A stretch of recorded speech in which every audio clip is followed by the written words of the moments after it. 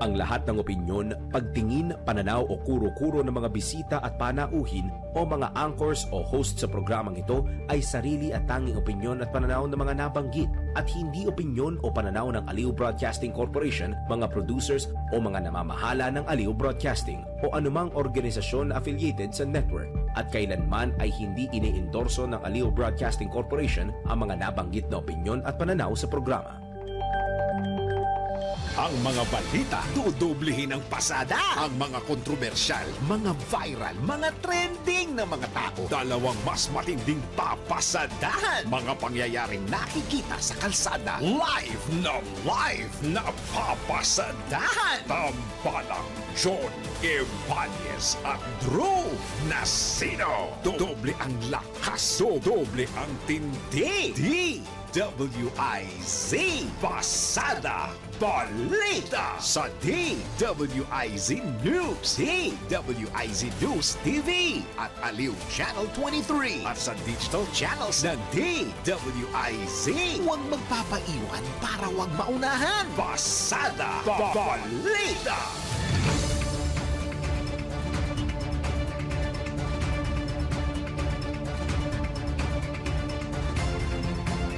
Sa ulo ng mga nagbabagang mga balita, Pasada Balita. ilang lugar sa bansa muling binaha bunsod ng habagat. Pasada Balita. Tapos mapabilang sa Independent Commission, pagbibitiw sa pwesto ni Baguio City Mayor Benjamin Magalong ipinanawagan. Pasada Balita. Ulat na panibagong rigodon sa Senado, itinanggi ni Senate President Soto. AFP nakaalerto naman sa kaliwat ka ng kilos protesta kontra korupsyon. Pasada Balita. Briella, ipoproklama na ng COMELEC bilang ika-64 na nanalong party list noong midterm elections. Pasada Balita. Sa balitang pangkalakalan, pagbaba ng subsidy sa mga GOCC positibo para sa pamahalaan. Pasada Balita. Balita sa ibayong dagat, bagong leader ng Nepal nangakong wawakasan ang korupsyon. Pasada Balita. Sa balitang pampalakasan, boxing legend Ricky the Hitman Hatton natagpo ang patay sa kanyang bahay sa UK. Pasada Balita. Mabalitang pangkalusugan, mga benepisyo ng mangga, alamin. Pasada Balita. Sa showbiz, search warrant inihain kay Journey lead vocalist Arnel Pineda. Tambalang John Evanez at Drew Nasino. Pasada Balita. Isa pong maulang umaga, Luzon, Visayas, Mindanao, Mega Manila sa buong bansa, sa buong mundo. Ngayon pong araw na ito ng Lunes na naman. Ngayon po ay Setyembre 15, taon 2025. Kayo pa rin po ay nakatutok, nakikinig at nanonood sa pamagitan ng ipilang may todong lakas DWIC 882 at Aliw Channel 23 sa ngalan ni John Ibanez. Kami po ang inyong mga magiging tagapagatid balita, Drew Nasino. Ako naman po ang inyong lingkod, Judith Estrada Larino. Pasada Balita. Sa oras na 7 sandali makalipas po ang ika-6 na ng morning, sa detalye po ng mga pumapasa na mga balita, nalubog sa baha ang ilang bahagi ng bansa matapos ang malakas na pag-ulan. Kabilang sa mga nakaranas ng pagbaha ang Davao City, kung saan tinuturong dahilan ng mga residente ang baradong mga kanal bunsod ng ginagawang bagong tulay. Maliban dito, rumagasa rin ang tubig sa Kapalonga, Camarines Norte. Sa Antila naging waterfalls ang tubig sa pababang bahagi ng kalsada. Sa Mantala, mayroon ding pagbahanga na itala sa La Trinidad Benguet. Magkahalong baha at putik naman na hanggang hita ang taas ng tubig ang naranasan sa Mauban, Quezon. Pasada Balita. Sa kaugnay na balita, suspendido ang face-to-face classes sa lahat ng antas sa mga pampubliko at pribadong paaralan sa ilang lugar sa bansa Ngayong araw na ito, bunsod naman ng inaasang sama ng panahon dala ng low pressure area. Kabilang sa mga lugar na nagsuspende ng klase, ang Louisiana o mga bayan ng Louisiana, Nagcarlan, Pagsanhan, Pakil, Pila at Santa Cruz sa lalawigan ng Laguna, gayon din sa Mauban, Quezon. Wala ring pasok sa Pagbilao, Quezon mula kinder hanggang senior high school sa mga pampubliko at pribadong paaralan. Samantala, maliban sa class suspension, suspendido rin ang pasok sa gobyerno sa mga bayan ng Cavinti, Kalayaan, Liliw, Lumban, Mahayhay, Paete, Rizal at Victoria sa lalawigan pa rin ng Laguna, gayon din sa Mauban, Quezon, habang elementary level lamang ang suspendido ang pasok sa General Luna. Pasada Balita. Papapaksa ng mga balita na nawagan ng ilang labor groups na magbitiw na bilang alkalde ng Baguio City si Mayor Benjamin Magalong matapos italaga bilang special advisor at investigator ng itinatag na Independent Commission for Infrastructure. Bagaman kinikilala ang integridad at dedikasyon ni Mayor Magalong, iginiit na nagkaisa labor coalition na hindi dapat magsabay ang kanyang tungkulid bilang alkalde at ang pagiging investigador ng ICI na tututok sa sinasabing katiwalian sa mga infrastructure projects ng pamahalaan, kabilang yung mga flood control projects sa nakalipas na 10 taon. Iginit pa ng grupo na isang seksyon ng 1987 Constitution na nagsasabing bawal na italaga o na nagsasaad na bawal italaga sa ibang posisyon ng gobyerno ang mga halal na opisyal habang sila'y nasa termino. Samantala, wala pang tugon sa panawagan si Mayor Magalong pero una na niyang iniayag na mananatili siya bilang alkalde ng City of Pines kasabay ng pagtulong sa investigasyon ng ICI.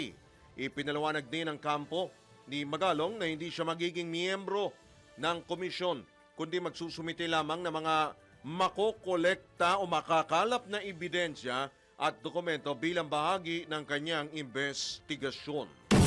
Pasada Balita. Kaugnay na balita, Malacanang may paglilinaw kaugnay sa magiging papel ni Mayor Magalong sa ICI. Alamin po natin ang kabuang report ni Patrol 13, Gilbert Perdes. Nilinaw ng Malacanang na magiging special advisor lamang si Baguio City Mayor Benjamin Magalong sa bagong tatag na Independent Commission for Infrastructure o ICI. Ayon kay Palace Press Officer Undersecretary Claire Castro, hindi kabilang si Magalong sa 3 opisyal na miyembro ng komisyon, ngunit mahalaga ang magiging ambag niya bilang tagapayo. Samantala, binanggit din ni Castro na malaki ang may tutulong ni Magalong sa pagbabahagi ng kanyang kaalaman at karanasan, partikular sa mga isyong may ginalaman sa transparency at accountability. Anya, dapat bigyan ng pagkakataon si Magalong na ipakita sa taong bayan ang kanyang kakayahan upang mapagsilbihan ang interes ng publiko. Dagdag pa ng palasyo, malinaw na ang papel ni Magalong ay nakatuon sa pagbibigay ng payo at rekomendasyon at hindi siya direktang makikibahagi sa mga desisyon ng 3 pangunahing kasapi ng ICI. Ipinunto pa ni Castro na anumang impormasyon o resulta ng pagsusumikap ni Magalong ay maaari niyang ipasa sa komisyon. Patrol 13, Gilbert Perdes para sa Himpilang May Totonglas, DWIZ, nagbabalita ng tama, naglilingkod ng tama. Kapag may bagong balita, naka-on air, agad-agad, DWIZ Patrol Report. Wala naman si Senate President Vicente Tito Soto III na malaki ang magagawa ng mga pinangalanang miyembro o itinalagang miyembro ng Independent Commission for Infrastructure na sina dating DPWH Secretary Rogelio Babe Singson at Certified Public Accountant Rosana Fajardo. Gayun din ang tatayong Special Advisor na si Baguio City Mayor Benjamin Magalong. Ayon kay Senate President ayon kay Soto, tiyak na mas lalakas pa at makukumpleto pa ang kapangyarihang ibinigay ng executive order sa mga miyembro ng ICI sa oras na maisabatas na rin ang itinatag na komisyon. Anya magiging prioridad at inaasang maisa sa batas ngayong taon ang naturang panukala na magbibigay ng dagdag ngipin sa binuong komisyon. Kung ano yung kaya kasi sa executive order, okay lang yon kung ano man yung ginilagay nila. Pero kasi meron naman kami nakapending legislation na lalakas yan at magiging kumpleto yan at hindi pa question sa Supreme Court yung mga laman yan kapag ito'y ginawa namin batas. Sapagkat ito ay hindi magiging ad hoc lamang. Pagka napasa namin yung Independent People's Commission na batas, ay magiging buong commission yan. At every 3 years magpapalit ang mga membro. Yan po ang tinig ni Senate President Vicente Tito Soto III sa panayam ng DWIZ. Pasada Balita. Samantala, handa naman ang PNP, Philippine National Police, na magbigay ng karagdagang seguridad habang gumugulong ang inspeksyon ng DPWH Department of Public Works and Highways sa mga major flood control projects sa bansa. Ito ayon kay DILG Secretary John Vic Remulla ay bilang suporta sa mga bangi ng pamahalaan para masiguro ang transparency, safety at accountability sa mga proyekto sa infrastruktura.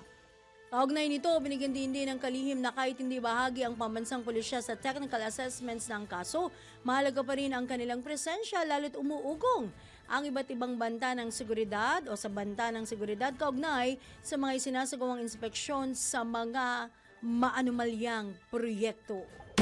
Pasada Balita.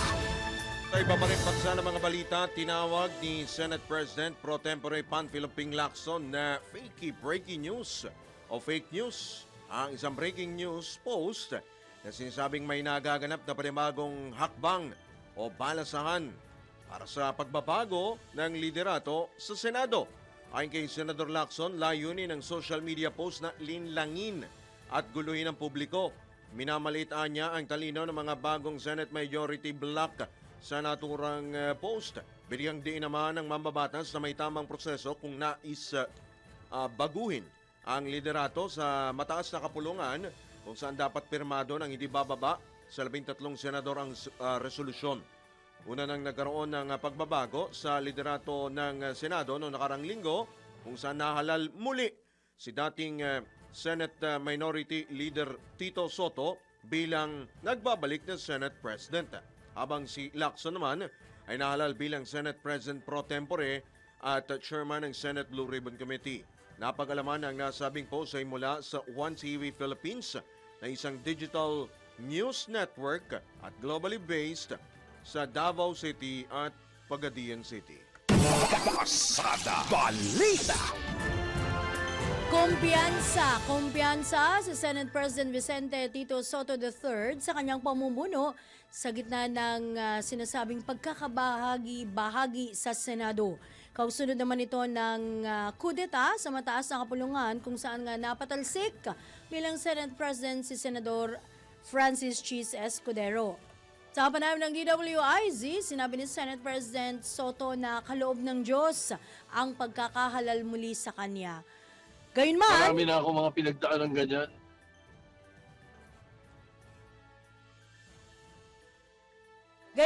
tinanggap-an niya ang paalala ni Senate President Pro Tempore Panfilo Ping Lacson na huwag maliitin ang 9 na miyembro ng minority bloc na kinabibilangan ni na Senators Rodante Marcoleta, Escudero, Alan Peter Cayetano, Joel Villanueva, Jinggoy Estrada, Bongo, Ronald Bato de la Rosa, Robin Padilla at Amy Marcos. Marami na ako mga pinagdaan ng ganyan. Ang napakadali ng kilos dyan.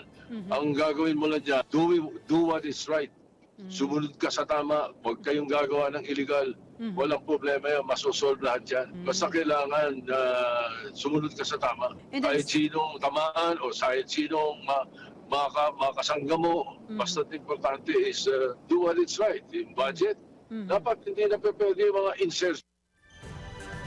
Yan po naman ang tinig ng nagbabalik na Senate President Vicente Tito Soto III sa panayam ng DWIZ. Pasada Balita. Samantala, naka-red alert na ang Armed Forces of the Philippines bunsod ng mga kaliwat kanang kilos protesta sa iba't ibang bahagi ng bansa lalo sa Metro Manila. Ito'y bilang preparasyon ng sandatahang lakas na suportahan ng Philippine National Police sa pagpapanatili ng seguridad sa mga aktibidad ng mga progresong grupo, bilang po mga grupo ng mga manggagawa at iba pang mga anti-corruption group sa mga susunod na araw kaugnay sa katiwalian sa mga flood control projects. Ayon kay AFP spokesperson Colonel Francel Margaret Padilla, sapat din ang bilang ng kanilang tauhang itatalaga bilang standby forces sakali mang lumala pa ang sitwasyon. Gayunman, tiniyak din ni Padilla na walang dapat ikabahala ang publiko sa kasalukuyang sitwasyon ng mga inilulunsad na demonstrasyon. Pasada Balita. Samantala, publiko pinag-iingat sa nagkalat na fake news. Alamin natin ang kabuang report ni Virtual 19, Cel Ortega Bueno. Pinag-iingat ni Senate President Tito Soto III ang publiko sa mga kumakalat na mga peking balita. Ayon kay Senate President Soto, nakakadagdag lang ito sa kaguluhan at kalituhang nararanasan ng bansa sa ngayon. Ang pahayag ni Soto ay matapos lumabas ang breaking news sa isang digital news network globally na nakabase sa Davao na nagsasabing may panibago daw rigudon sa liderato ng Senado. Samantala, bukod kay Senate President Pro Tempore Panfilo Lacson, tinawag din ni Senate Majority Leader Juan Miguel Zubiri na fake news ang naturang balita. Ayon kay Senator Zubiri, sa katunayan, mayroon silang lunch at caucus ngayong araw kung saan ay nagkumpirma na dadalo lahat ng miyembro ng Majority Bloc.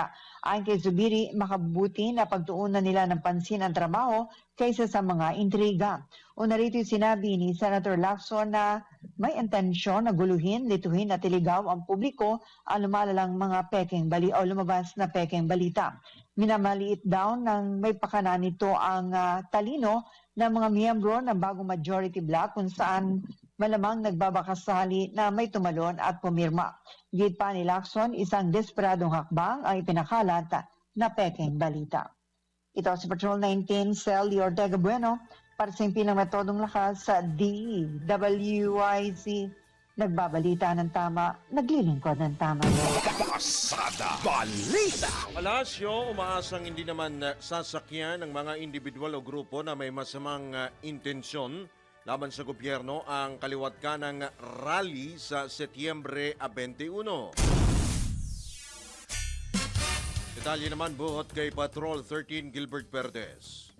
Iginagalang ni Pangulong Ferdinand Marcos Jr. ang karapatan ng taong bayan na magpahayag ng saloobin sa gitna ng protesta na nakatakdang ganapin sa darating na September 21. Ayon kay Palace Press Officer Undersecretary Claire Castro, kinikilala ng Pangulo ang kalayaan sa pagpapahayag at pakikilahok sa mapayapang kilos protesta ng taong bayan. Pahayag ni Castro, ang mahalaga ay manatiling mapayapa ang anumang kilos ng mamamayan. Panawagan pa ng palasyo, huwag sanang sakyan ng mga individual o grupo na may masamang intensyon laban sa gobyerno ang naturang protesta. Dagdag niya, naunawaan ng Pangulo ang hinaing ng publiko lalo na kung ito ay laban sa korupsyon. Sinusuportahan niya ng Administrasyong Marcos ang adhikain ng mamamayan na magkaroon ng malinis at tapat na pamahalaan. Samantala, sinabi naman ni Castro na ang pagtatatag ng ICI o yung Independent Commission for Infrastructure ay isang konkretong hakbang para masiguro ang transparency at accountability sa mga infrastructure projects sa bansa. Patrol 13 Gilbert Perez para sa impilang may totolas DWIZ, nagbabalita ng tama, naglilingkod ng tama. Kapag may bagong balita, naka-on air, agad-agad, DWIZ Patrol Report. Samantala, maglulunsad ng malawakang kilos protesta ang iba't ibang grupo sa bansa bilang panawagan sa gitna ng nagpapatuloy na investigasyon sa sinasabing anomalya sa flood control projects. Ilan po sa mga nakatakdang kilos protesta sa September 15, ngayong araw na ito, sasagawa ang Day of Indignation sa University of the Philippines, Cebu at Black Monday protest sa Polytechnic University of the Philippines upang igiit ang paglaban sa katiwalian at hilingin ang mas mataas na budget para sa mga universidad. Sa September 17 naman hanggang 19, nagdeklara ang Transport Group na Manibela ng 3 araw na transport strike at sila ay nakikiisa sa panawagan laban sa korupsyon sa kabila naman ng kahirapan at sakuna. Sa darating na September 18, ito ay buong isang linggo, mga kaibigan, magdaraos ng rally laban sa katiwalian ng mga residente ng San Fernando, Pampanga. Magkakaroon din ng hiwalay na transport strike ang grupong Piston at Rally, ang mga kabataan sa DPWH sa Quezon City. Sa September 21, magaganap, araw po ito ng linggo, September 21, magaganap ang Billion People March sa Rizal Park upang manawagan ng katotohanan, pananagutan at hustisya para sa mga sangkot sa flood control scandal. Meron ding mga report na magkakaroon ng rally sa tapat ng bahay ng pamilya Diskaya na may-ari ng ilang construction firms na iniuugnay sa mga maanomalyang flood control projects. Pasada Balita. Samantala, tutulong ang Japan sa pagpapataas ng kamalayan ng mga botante sa Bangsamoro Autonomous Region and Muslim Mindanao. Mahigit 1 buwan bago ang nakatakdang halalan o halos 1 buwan. Ayon kay Japanese Ambassador to the Philippines, Endo Kazuya, isa sa mga inilunsad na programa ng Japan ang Partnership for Informed Voting in PARM na bahagi ng Project for Raising Voters Awareness and Promoting Digitalization of Electoral Process in Bangsamoro. Ito ang ikatlong bahagi ng 234 million peso grant ng Japan para sa naturang proyekto na ipinatutupad ng United Nations Development Program. Kabilang din sa Voters Education Program ang Multilingual Radio Program, Digital Kiosk at Voter Education Application na layuning palawakin ang partisipasyon ng kababaihan, katutubo at iba pang vulnerable group sa halalan. Pasada Balita. Sa iba pang balita, kinumpirma mismo ni COMELEC Commission on Elections Chairman George Erwin Garcia na ipoproklama na si Sara El Lago, unang nominado ng Gabriela Party List, bilang ika-64 na nanalong kinatawan ng party list nitong nakalipas na midterm elections. Ayon kay Chairman Garcia, ang proklamasyon ay alinsunod na rin sa itinatakda ng saligang batas na dapat ay bumuo ng 20% ng kabuuang bilang ng mga miyembro ng mababang kapulungan ng Kongreso. Sa proklamasyong ito, mapupunan na ang kinakailangang bilang ng mga party list representatives sa Kamara. Pasada Balita. Unang bugso pa lamang po yan ng mga balita ngayon pong araw na ito ng Lunes. Magbabalik po ang Pasada Balita makalipas lamang ang ilang mga paalala. Oras! Philippine Standard Time, Director Giljon Reyes, 26 na sandali makalipas po ang ika-6 na ng morning. Alright, tayo po ay nagbabalik dito po sa Pasada Balita sa oras na 28 sandali po makalipas po ang ika-6 na ng morning. Sa pagkakataon ito, pagsapan po natin ang eleksyon, of course, bukod po sa BARM elections, ay doon po sa mga iprinoklama o doon po sa party list. Alamin po natin, hingan po natin ang paglilinaw kung ano nga ho ba ang katotohanan sa likod po ng balitang ito. Nasa kabilang linya po natin si Chairman, COMELEC Chairman George Garcia. Chairman, magandang umaga po. Welcome po muli sa DWICLU Channel 23. Drew Nasino po at Judith Estrada Lerino. Chairman? Magandang umaga po, Ma'am Judith at Sir Drew. Magandang umaga sa mga kababayan natin. Good morning, Chairman. Salamat sa pagkakataon at Happy Monday. Pinangunahan ko na kayo. Salamat po at napaunlakan niyo po muli kami at batid namin na kayo po ay abala para po doon sa paparating po na halalan. Pero hingan lamang po namin kayo ng paglilinaw, Chairman George. Ito po bang Gabriela, tama ko ba, pang 64th? So ito na po ay bumubuo doon sa 20%. Kabilang ho ba itong Gabriela doon po sa 3 na babakantehin nitong Duterte Youth, Chairman? Hindi po ito kabilang, bali lumalabas po kung sakasakali, 4 kasi ang bakante natin. Ayun. Isa itong pang 64th at 3 naman kung sakali yung papalit doon sa naturang Duterte Youth Party List. Ang atin po kasi napag-aralan, ito po kasing naiproklama natin noong nakarang Mayo 12 para sa party list ay 63 lamang. Sabi natin, nung pinag-aralan natin ito, Sir Drew, Ma'am Judith, ito ay 19 point something lamang ng kabuuan ng Kongreso. Samantalang ang sabi ng saligang batas, shall be 20% noong kabuuan ng ating Kongreso. So kulang po, hindi mo naman pwedeng i-round off yung point something dahil hindi naman yun buo. Kung kaya, minarapat natin, i-recommenda sa Commission and Bank at ito'y kanilang pinanigan ang 64 dahil ito ay 20 point something naman. Hindi na baling sobra, wag lang kulang upang mag-comply tayo sa provision ng saligang batas. Yun naman po tatlo, Opo. Sir Drew, ng Duterte Youth, kung sakali, ay hihintayin pa natin na maging pinal ang aming pong desisyon sapagkat, Sir Drew, ang aming pong desisyon ay nagiging pinal 30 araw matapos ito ay mailabas. Kung may desisyon na rin ng Korte Suprema. Yes po, dahil siyempre gusto naman natin pagbigyan pa rin yung kanilang apila sa Korte Suprema, baka sakali na sila ay makakuha ng temporary restraining order. Pero just in case, Chairman, kung hindi pala rin, sabihin na lang natin, hindi magtagumpay itong petisyon ng grupong Duterte Youth, paano mangyayari po doon? Meron pong, so papasok ang 3 nominees, first nominees po ng 3 party list group pa. Tama po kayo dyan, Ma'am Judith. Opo. Para Lumalabas. Opo. Go ahead. Opo, may bakante na 3 seats ngayon at yung 3 yan ay maaaring kuhanin namin doon sa ilalim o baka naman po ang sabi ng iba dapat daw po sa ibabaw namin kukuhanin yung mga na may mga seats na o yung mga naproklama ng iba. So titingnan po natin yan, yung patuloy pa namin pinag-aaralan at this point ayaw nating i-preempt yung proseso Yes, pa dyan sa tama Korte po. Suprema at baka naman sabihin masyado natin pinapangunahan. Ganong may 30 araw pa para sila ay makakuha ng pagpapahinto sa pagpapatupad ng COMELEC ng kanyang naging desisyon. So 3 araw mga expected kailan yan? Within this week na yan, Chairman? Tama Ang ho ba? 30 days po, 30 Ma'am Judith, days. lumalabas ay sa mga September 30 pa. And okay. therefore, more or less, meron pa 1 tayong month. 2 linggo Dalawang upang linggo. mapag-aralan namin Right. kung sino ang aming ipoproklama. Opo. Yun, Nakausap okay. nyo na po ba ang Kamara, Chairman?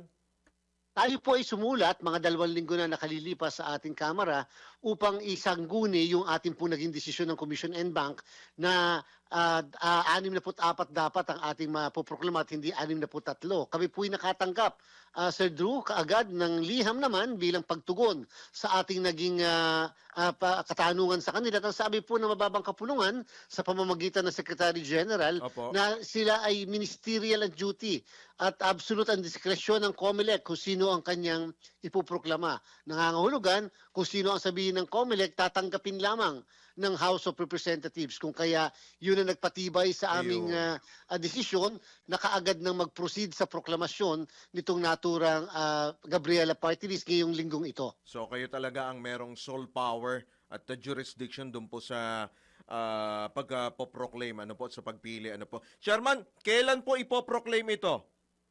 Hopefully po ngayong Miyerkules na darating, and bank po namin upang maihanda natin yung Certificate of Proclamation. Usually po, Sir Drew, Ma'am Judith, hindi na po nagkakaroon ng mga formal na seremonya. Usually po ay inaabot na lamang namin yung mismong Certificate of Proclamation at ang panunumpa nito ay mangyayari na sa mababang kapulungan, kalimitan sa ating pong Speaker of the House at ito ay ginagawa sa plenaryo sa isang open session. Oo. Tama ho ba, Chairman? 20%, so ito na bumubusan 20%. Kung kulang pa ito, 19.8% nakita na natin yung 0.2%. Oo, Opo, kulang pa pala. Sabi kasi ng Supreme Court din sa kaso ng Banat versus COMELEC, yung point something ay integral at therefore hindi isang buong tao yan. Opo. Kumbaga sa tao walang ulo. So kinakailangan mabuo kahit na may sobra at least buong 20% ng kabuuan ng mababang kapulungan. Ayun. So, linawin ko lang, Chairman, kung ika-64th si Sara Elago ng Gabriela, yung 3 para sa Duterte, just in case lang po, may 3 na slot, 3 slot, so lalabas 67 lahat. Tama po ba? Lumalabas po, hindi po. 64 pa rin sapagkat 64 pa rin. remember po sila ay hahalinhin lamang Okay. doon sa 3 Kabilang ng na. Duterte kung Kabilang. sakali. Okay. Opo. Opo, sige.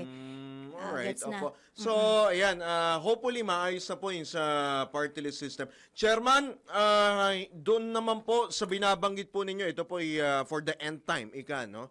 Yung mga kandidato na tumanggap ng, let's say, campaign donations, ito'y 2022. Kamusta po ang inyo pong pagsisiyasat dito po sa mga kandidato po na ito? Yung 52 po na mga pangalan ng mga construction firms na maaaring public contractors, tayo po ay humingi na ng tulong sa DPWH. Dinulog na po natin yan upang humingi ng sertifikasyon kung sadyang ang mga ito ay mga government contractors. Again, yung po ang kadahilanan, Sir Drew, Ma'am Judith, kung bakit hindi pa namin nilalabas yung pangalistahan sapagkat napaka-premature at unfair. Baka ilabas po natin na akalain yung isang kumpanya ay government contractor pala o hindi. Samantalang wala pang sertifikasyon ang DPWH. Subalit, ngayong araw na to, sisimulan na po namin, magkakaroon po ng pagdinig yung aming opisina na in charge sa mga SOSE tungkol po doon naman sa umamin na contractor Yan. sapagkat doon naman po kinakailangan na kami mag-proceed dahil may pag-amin na naman kahit po yung nabigyan ay umamin na rin. So inuuna po muna natin yung contractor at later po yung namang kandidato. So asahan nyo po na ito ay later on magpuproceed na kami 2022, proceed na po kami later sa 2025. SOSE naman. Alright. So ano ang magiging bearing po nitong pag-amin po na ito? Of course, hindi natin sinisingle out yung isang particular na kandidato. In general na rin, kung mapapatunayan sila nga po'y tumanggap o nagbigay ng campaign donations, ito ho ba'y magre-resulta sa kaso o disqualification, Chairman?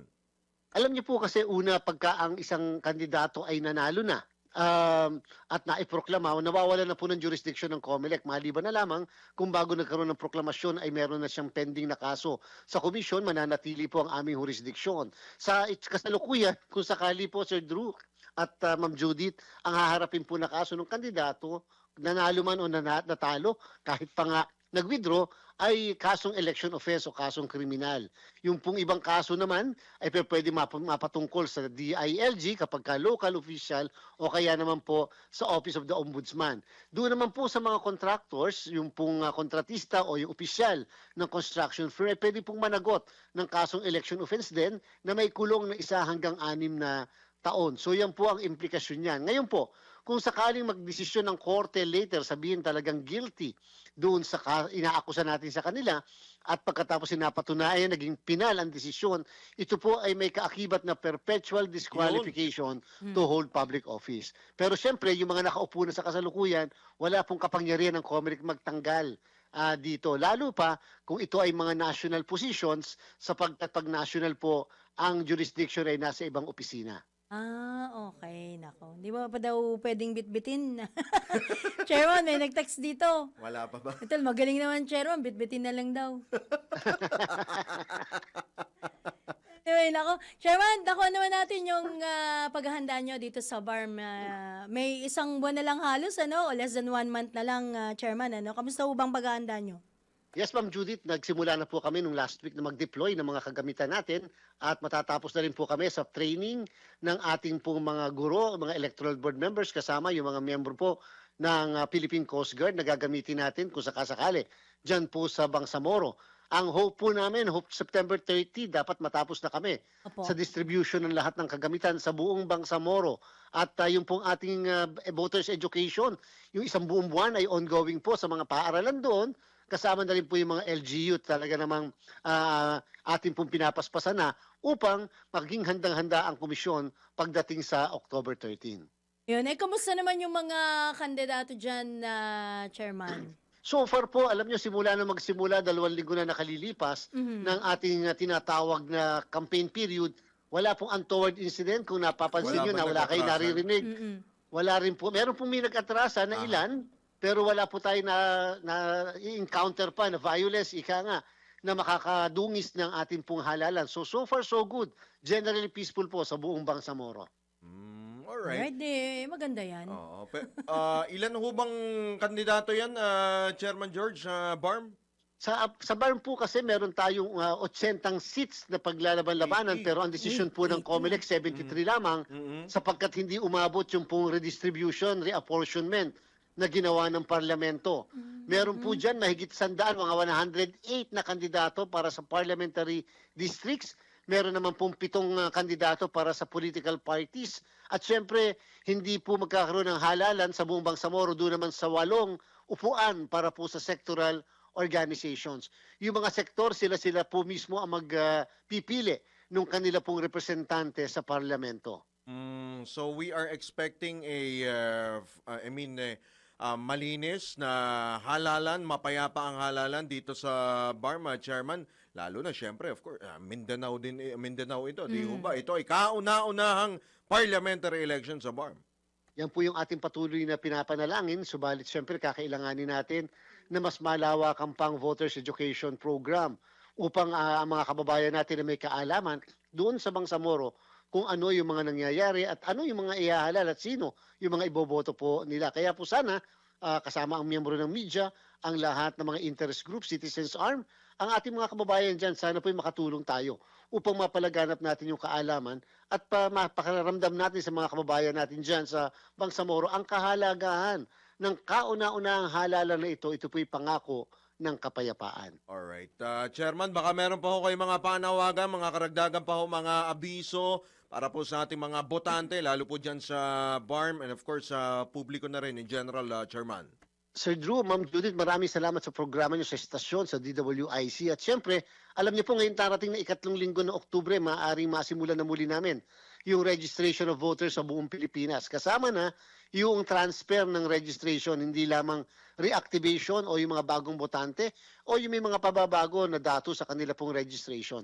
So pwede po muli tayo mag-avail at ito po'y maaaring tumagal hanggang Hulyo ng susunod na taon.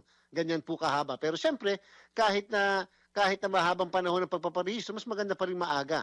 At hindi yung tayo pumipila at laging nalilate sa pagpaparehistro. Mga Pinay talaga, Chairman, no? Naggugumahuli, no? In the nick of time talaga. At kung laging last 2 napansin ninyo, minutes.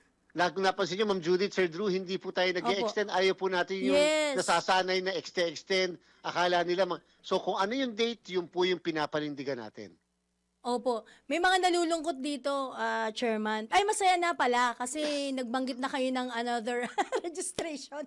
Ay, mga hindi pa nakakapagpariso. Well, anyway, Chairman, marami pong salamat sa inyo pong pagpapaunlak sa amin dito sa Impilan. Magandang umaga po. Good luck po sa inyo, Chairman. At antabay po kami sa mga updates po mula po sa COMELEC.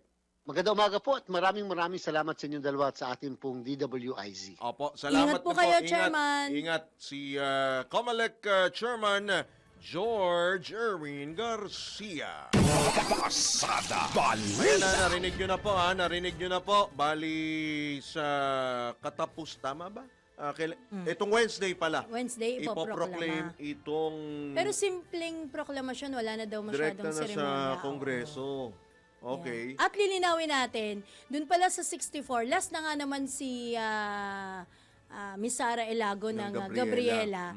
Dahil kasama na po dun sa 64, yung 3 slot na para sana sa Duterte Youth. Pero hinihintay pa ho yung final decision ng Korte Suprema. Kailangan ho yun. Importante po yan para po maging malinaw lahat, maging maayos yung pag-upo po sa pwesto kung sakali nito pong 3 pong party list po na ito na hahalili sa babakantehin pong pwesto nito pong Duterte Youth na 3 pong pwesto po yan. Partner, hindi natin natanong si Chairman Oo kung nga natutulog pa siya. Mamaya hindi kasi, meron diba, tayong guest na hindi lalo sa bar, natutulog. ganun ba? O, sige. Mamaya po yan, antabay lamang po. Antabayan na yan. Standby lamang si Aling Beth Samson sa palengke dahil magbabalik po tayo makalipas lamang ang ilang mga paalala. Oras, 16 na minuto bago sumapit po ang ganap na alas 7. Alright, sa pagpapatuloy po ng Pasada Balita, sa pagkakataon ito, alamin na po natin ang ating pong altangap, ang ating pong almusal, tanghalian, hapunan, isama nyo na po merienda, pati po midnight snack. Mula po siyempre sa ating ina, ang ina mo, ina niya, ina nating lahat sa palengke, ang may bitbit po ng mahiwagang bayong at ang budget secretary po, walang iba, ang nanay po natin, si Aling Beth Samson. Aling Beth! Good morning, Drew. Good morning, Miss Juday. Ayan. Good morning, Mama Beth. Dapat Opo. pala Mama Amena ka. Amena Amena? Pangandaman, Amena. Budget Secretary. Sa Pero budget syempre mas talaga, maganda no? si Mama Beth. Oo Good naman. morning, Mama Beth. Ay, good morning po. Dahil maulan, masarap kumain. Nagsaing ako, Oo Ma'am nga. Juday. Ayan na Nagsaing ako naman. ng napakainit ng kanin. Tapos, para maiba naman din, bumili ako ng 4 na itlog, 7 ng isa, 28. Iginisa ko yan sa sibuyas at kamatis. Wow. Oh, Sarap 43 yan. pesos lang ang almusal, Mhm. di ba? Sa tanghalian naman, eto din, maiba na naman, panibago na namang menu. Magigisa ako ng giniling sa patola at miswa. O, di ba? Healthy. Sabaw na Hindi sabaw, man- no? Sabaw, Tapos ah. maulan. Meron. Mhm. Correct. Maulan. Pag maulan, masarap. May sabaw-sabaw eh. Correct. May miswa pa. Mm. So, siyempre may bigas ako 1 kilo na 40 pesos. Yung giniling ko halagang 100 piso, marami na yan. 1 pirasong patola na halagang 35 at konting miswa 10 piso para may twist lang. Ang bawang at sibuyas ko 15 pesos at ang aking mantika 25 pesos. Yung kung almusal ko 43, ang tanghalian ko naman 225. Eto naman ang lulutuin ko sa hapunan. Bakit masarap kumain? Mhm. Nakabili ako doon tsaka Ma'am Juday ng pusit kalawang. 160 pesos lang ang halaga ng half kilo. Hahaluan ko yan, igigisa ko yan sa bawang, toyo, at saka sa suka na halagang 20. So meron na akong adobong pusit Wow. na nagkakahalaga Kagutom. ng 180 pesos. Pag tinotal mo yan, mula umaga hanggang gabi, may Mhm. sobra pa, may pambibili pa ako ng hopya o simada o pandesal mamayang hapon. Pagdating Pang ng merienda. mga bagets ko, opo, Mhm. 448, ayaw ka pa? Oo nga. 448. May So, meron ka 50 pang pa. 52 pesos. 52 pesos. Aba, hindi ko naman uubusin yan sa pandesal. At Oo nga. kailangan laging may subi. Aba, hindi papayag ang aking anak na walang subi. Mama, kamusta ba yung budget mo sa mga apo mo? Pero yan po ay sa 448 na yan, meron ka ng karne, meron ka ng gulay. Kompleto Healthy na. Oh. Complete na. The past days naman po, napanaisda ako. Yes. Pero, pwede ba akong maglambing? Oh. Babatiin ko lang po yung Go ahead. dalawang anak ko. Dalawang anak kong master teacher sa Bignay National High School. Uy! Si Wow! Philip, yeah. Pasok ba? Philip Carl Samson Season at Oo. Teresa Season, parehong master May teacher pasok kasi naman. May Teachers pasok. Month, Teachers Ah, Month. yes. Malay mo. Oo. Kaya Teachers busy naman yung pala dalawang kayo. anak kong teachers. Oo, Oo, diba? nagkabisi sila ng Sabado, kaya busy ang Yan lola ang mo. pinaka-noble Nagsabi ng Sabado. profession, Mama Beth, ang pagiging isang Yes. guro. Dahil hindi nawawalan ng gustong mag-aral at mag-aaral. Siyempre. Diba? Aling Beth, Master teacher na sila. Opo, magkano yung ano mo, pusit kalawang? 160 kalahating kilo, Drew. Maliliit lang siya. 160. Eh kapag pusit Apo. lumot, magkano? Kalawang to eh. Ang pusit lumot, medyo mahal ng konti kasi ng malalaki konti. yan.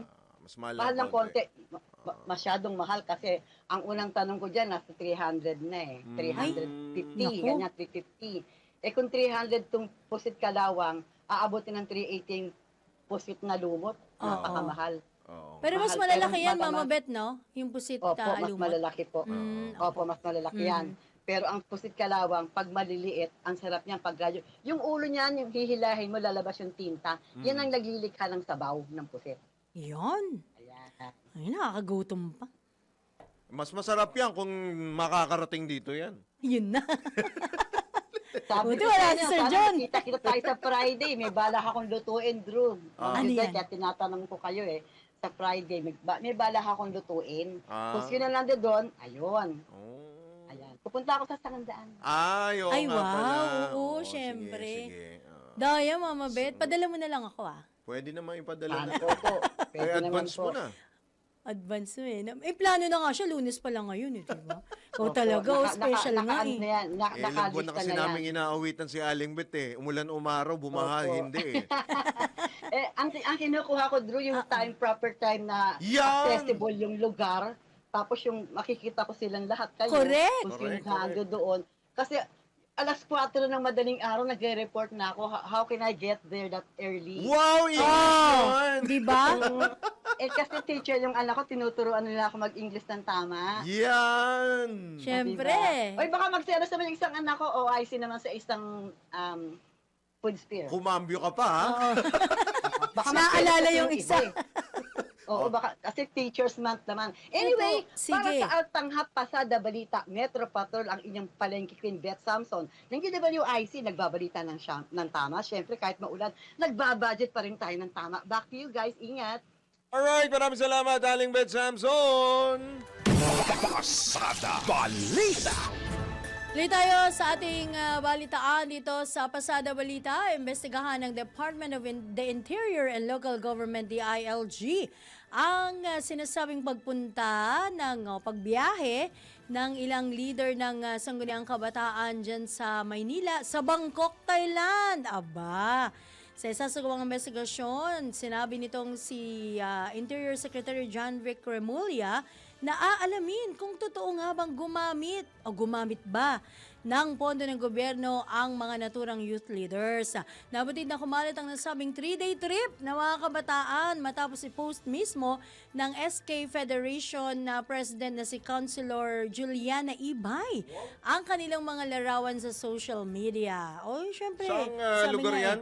Bangkok, Thailand. Bangkok. Sabi nila, Hindi, mga taga saan yung SK? Taga-amin, Maynila. Lungsod ng Maynila? Maynila. Oo, ayan ha. Umani nga po ng pagbatikos ang naturang post at sinabing junket o pleasure trip ang ginawa ng youth leaders na hindi napapanahon sa kasagsagan ng korupsyon sa mga government o issue ng korupsyon sa mga government-funded flood control projects. Depensa naman ng SK Federation ng Maynila, isinagawa po ang nasabing out-of-the-country trip bilang partnership sa St. Robert's International College sa Thailand na layong palakasin ang competencies, ayan ha, ng youth officials sa pagtugon sa human immunodeficiency virus cases sa Pilipinas. Maliban dito, sinasabing ni-review at inaprubahan din nila ng DILG at ng Manila City Government ang nasabing training ng mga SK officials. Pasada Balita. Mantala, ito pong weather update. Meron pong low pressure area na nasa loob po ng Philippine Area of Responsibility at hindi pa inaasa magiging isang bagyo itong LPA na ito. Ayon sa Pag-asa, huling namataan sa layong 235 kilometers kaluran ng Occidental Mindoro ang naturang sama ng panahon. Patuloy ito magdudulot ng makulimlim na panahon sa malaking bahagi ng Luzon. Samantala, bukod po sa weather, of course, ay meron din pong mga pagbaha. Pagbaha po ng balita hinggil sa flood control projects. Nanindigan si House Deputy Minority Leader at mamamayang Liberal Party List Representative Laila De Lima na dapat gawing batas ang pagbuo ng isang independent commission hinggil sa mga infrastructure projects. Nabatid na inihayag ni De Lima sa gitna ng pagtatag ng Malacanang ng isang independent commission for infrastructure bilang tugon sa mga maanomalya ng flood control projects. Iginit ng kongresista na nabuo lang ang independent commission dahil sa bisa ng executive order ni Pangulong Bongbong Marcos at ang inihahain sa kalintulad o sa parehong kapulungan ng Kongreso ay isang komisyon na hiwalay kahit sa exekutibong sangay ng pamahalaan. Yung EO na yan, that's a presidential creation. And then meron din Senate bill na final pala, si now SP Soto. It was filed August 19. So before our House bill. Our House bill was filed September 9. Tapos September 11, yung EO. Doon namin pag-uusapan yan, titingnan namin ang latest information ko po. Itutuloy rin daw po yan ni SP Soto, yung counterpart bill nila doon. Po ang tinig ni mamamayang Liberal Party List Representative Laila De Lima sa panayam ng DWIZ. Pasada Balita. Nanawagan naman ang political analyst na si Professor Dennis Coronacion na isa publiko ng binuong Independent Commission for Infrastructure ang kanilang mga pagdinig. Ito naman ang ay sa gitna ng nagpapatuloy na pagdinig ng dalawang kapulungan ng Kongreso hinggil po sa nasabing usapin. Sa panayam ng DWIZ, iginiit ni Professor Coronacion na marami pa ang dapat mapangalanan sa issue ng mga maanomalyang flood control projects. Kung halimbawa hindi naman isa sa ere, yung ere itong yung sa Truth Commission, baka mainip yung mga kaya magtanong sila, ano na nangyayari? Sino na ba ang mga napapangalanan dyan? So yun, I think yun for that reason, I think mas may advantage yung Senate Blue Ribbon Committee ni Senator Ping Lacson dahil transparent niya at napapanood ng taong bayan. Umaasa rin si Professor Coronacion na may mapapala sa investigasyon ng flood control projects o sa issue ng flood control projects kabilang ng pagsasamba ng kaso sa korte laban sa mga sangkot sa nasabing usapin. Siguro ang ending po ng lahat ng mga investigasyon na yan ay pagpa-file po ng mga kaukulang kaso sa mga involved ng mga individual, whether contractor, DPWH official or employee, o kaya mga lawmakers natin. Kung meron man tayong mapapala, although hindi perfecto itong kanilang mga investigasyon, pero ito isinasa publiko. So kung meron man tayong mapapala dyan, yun ay yung transparency na sinasabi dyan. At tataas yung level of awareness ng mga tao. Yan po naman ang tinig ni political analyst Professor Dennis Coronacion sa panayam ng DWIZ. Pasada Balita. Kaya po ay ituloy po natin yan pong mga balitang yan at hanap po tayo ng isang panauhin mula po sa DPWH para po sa issue po ng flood control projects. At antabay lamang po para po sa mensahe mula po sa ating ama ng impila ng chairman po ng Aliw Broadcasting Corporation na si Boss D. Edgar A. Cabang. Tambalang John Ibanez at Drew Nasino. Pasada Balita. Nagpapalaganap ng tamang balita at tamang paglilingkod sa Metro and Mega Manila at buong bansa. Ito ang News and Information Station ng Aliw Broadcasting Corporation. Ito po ang DWIZ. Nagbabalita ng tama, naglilingkod ng tama. Ngayong Pasko hanggang dumating ang 2026. Proud member of ALC Group of Companies.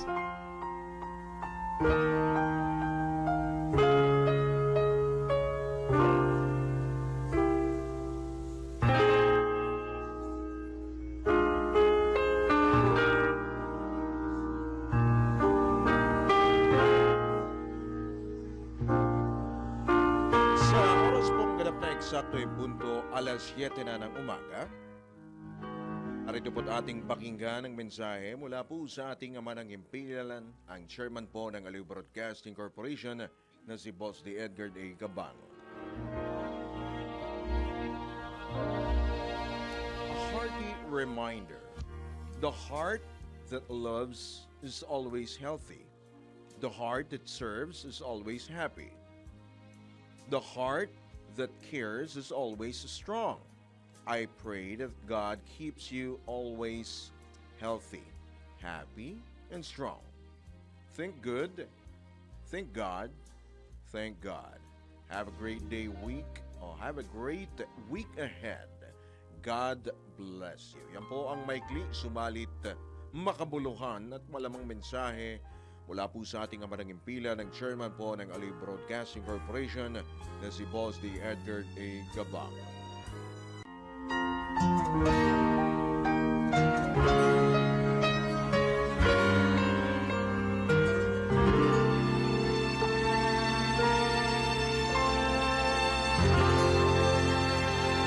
Ang mga balita, dudublehin ang pasada. Ang mga kontrobersyal, mga viral, mga trending na mga tao. Dalawang mas matinding papasadahan. Mga pangyayaring nakikita sa kalsada. Live na papasadahan. Tambalang John Ibanez at Drew Nasino. Doble ang lakas, doble ang tindi.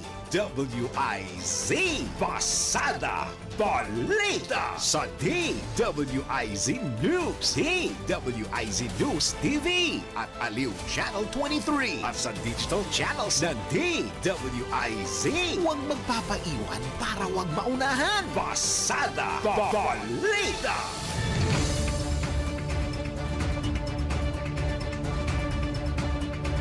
balikan na po natin ang ulo ng mga balita.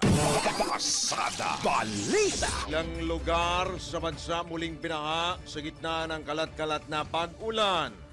Pasada Balita. Matapos masama o makabilang sa Independent Commission, ilang labor groups ipinawagan ng pagbibitiw sa pwesto ni Baguio City Mayor Magalong.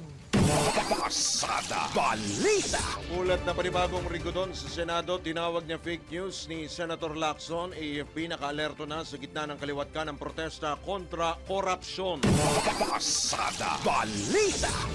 Gabriela, target iproklama ng COMELEC bilang ika-64 na nanalong party list nitong nakalipas na midterm elections. Ang proklamasyon, isasagawa sa araw ng Miyerkules. Pasada Balita. Sa balitang pangkalakalan, pagbaba ng subsidies sa mga GOCC positibo para sa pamahalaan. Pasada Balita. Naibayang dagat naman, bagong leader ng Nepal, nangakong wawakasan ang korupsyon.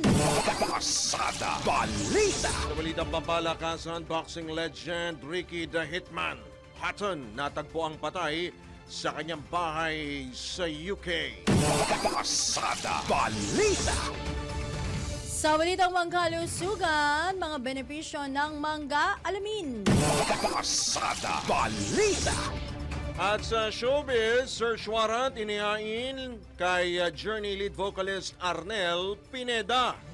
Tambalang John Ibanez at Drew Nasino. Pasada Balita.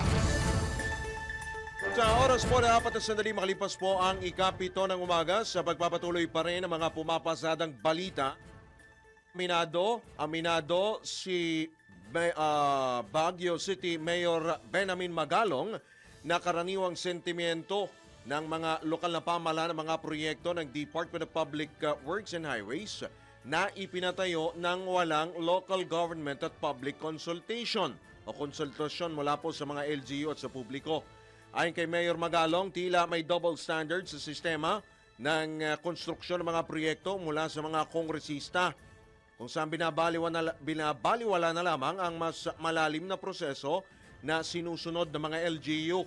Dahil dito hiniling ng alkalde na ihinto na ng Kongreso ang kultura ng pagsisingit ng mga pondo o budget insertions sa mga proyekto ng pamahalaan.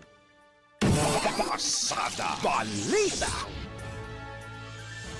Sa mga nakakausap ko na mga maayos. Sabi nila, alam mo Benji, kuminsan inaasahan nila kami na may i-deliver kami. Kaya dala ng pangangailangan, kailangan namin gawin. Kasi yun ang inaasahan ng mga tao, nasanay ang mga tao. Kultura na tuwing na may nakikita silang congressman, lagi na lang sinasabi, pera ni Kong yan. Bawat project, pera ni Kong yan. Ano ba dapat gawin? Unang-una dapat sa initiative ng top leaders ng Kongreso, siguro kung kaya ba nilang ihinto na yung insertion na yan. Come up with a commitment, a manifesto na talagang for once ihinto na nila yung kultura na yan na maglalagay ng insertion. Pasada Balita. Arena Plus welcomes Derek Rose.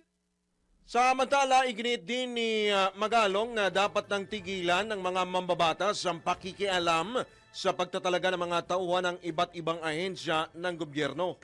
It's about time na ho na wag na ho makialam yung ating mga mambabatas sa pag-designate ng mga district engineer, yung mga USEC dyan sa DPWH, ganun na rin yung mga regional director. Meron yan, mga iba't ibang ahensya, pinapakialaman nila. Hindi lang ho DPWH, pati DOLE, pati DOH, DSWD, pati TESDA, kuminsan pati CHED. Kasi pinakailaman na ho nila lahat yan eh. Sila na rin ang kumontrol sa MAIT ng DOH, sa tupad ng DOLE, sa AIX at AKAP ng DSWD, at syempre yung pork barrel nila dyan sa infrastructure. Kinuhan pa nila pati scholarship ng CHED, pati scholarship na rin ng TESDA.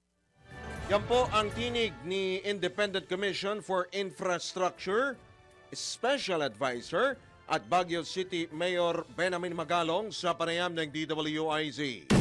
Pasada Balita. Samantala, itinatag ng Department of Justice ang Public Works Corruption and Bid Rigging Task Force na magbabantay sa isinasagawang investigasyon sa kontrobersyal na flood control projects. Ayon kay National Bureau of Investigation Director Jaime Santiago, itinalaga na si Prosecutor General Richard Anthony Fadulyon bilang chairman ng nasabing task force. Dagdag pa ni Director Santiago, kasalukuyang isinasapinal ni Justice Secretary Jesus Crispin Remulla kung sino-sino pa ang magiging bahagi ng nasabing task force. Maliban dito, nakikipag-ugnay na rin ani ang NBI sa bagong Independent Commission for Infrastructure na binuo ng Pangulong Ferdinand Marcos Jr. Pasada Balita. Samantala, tanggap po tayo ng pag-ulat mula sa labas ng impilan. COMELEC target na makapagparehistro ng 3 milyong overseas voters para sa 2028 national and local elections.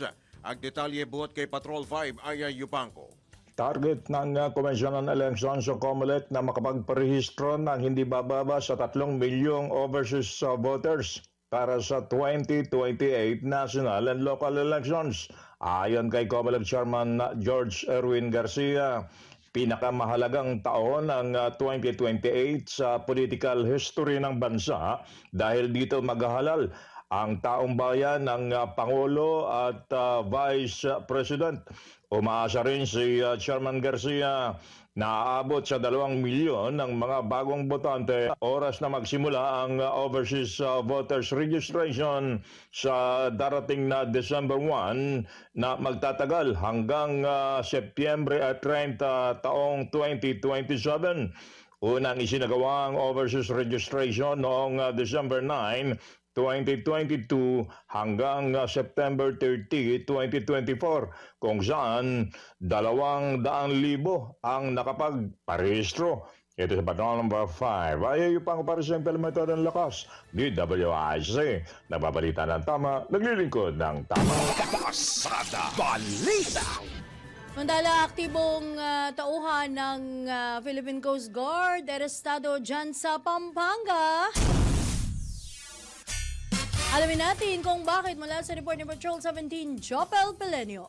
Natimbog ng Criminal Investigation and Detection Group o CIDG Pampanga Provincial Field Unit at ng San Simon Municipal Police Station ang Philippine Coast Guard active member na si Alias Ray kasunod ng inilunsad na buy-bust operation ng mga operatiba kontra loose firearm. Ikinasa ang operasyon sa bahagi ng Barangay San Isidro, San Simon, Pampanga. Na-recover mula sa naarestong miyembro ng PCG na nakadestino sa Maynila ang mga dilisensyadong baril kabilang sa mga nasamsam mula sa suspect ang isang lightweight caliber 5.56 rifle at isang caliber 9mm pistol na ibinebenta online.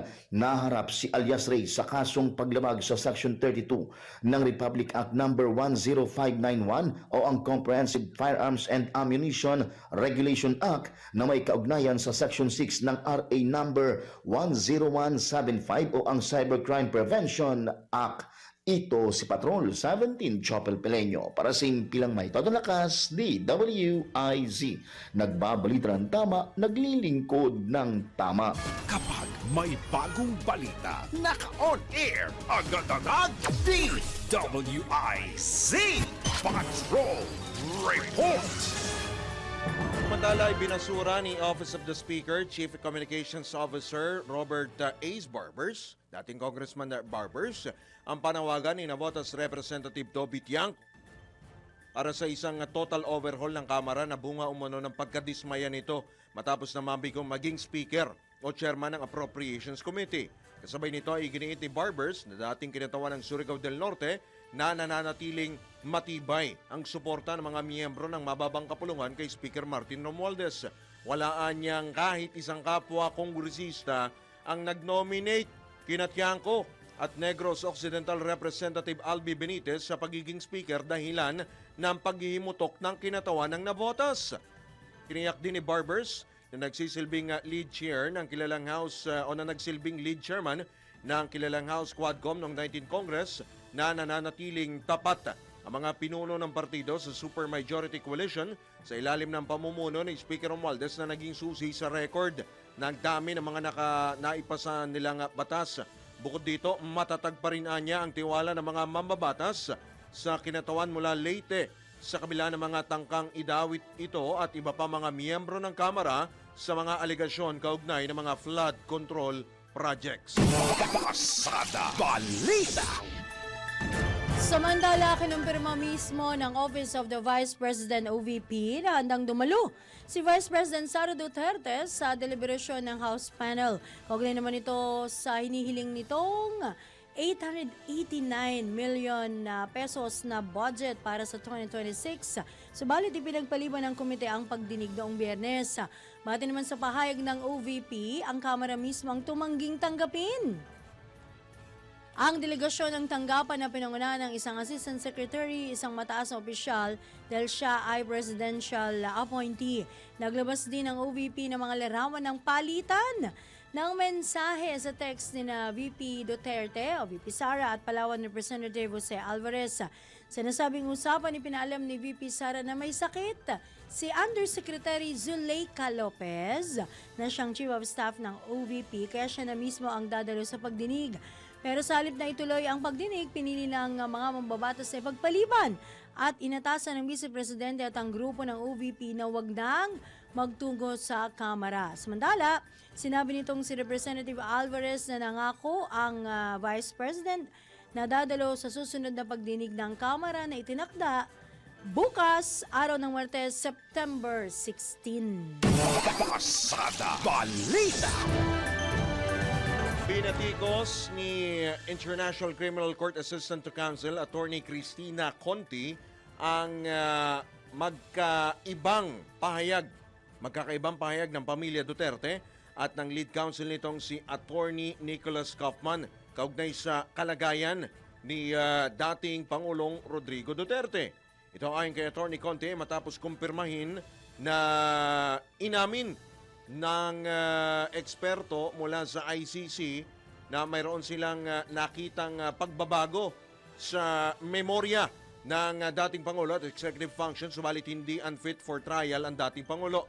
Mismo anyang pamilya Duterte na rin ang nagsasabi na okay at walang dapat ipag-alala o ikabahala kay dating Pangulong Digong. Maliban sa health examination, sumailalim din anya si Duterte sa CT scan at MRI. Bagaman sumailalim na sa mga pagsusuri ay hindi pa rin anya kumbinsido ang ICC pre-trial chamber sa kalagayan ng dating Pangulo. Pasada Balita. Oras po na 14 na sandali makalipas po ang ika-7 ng umaga. Sa pagkakataon ito na sa kabilang linya po natin ang kalihim po ng Department of Public Works and Highways, si Secretary Vince Dizon.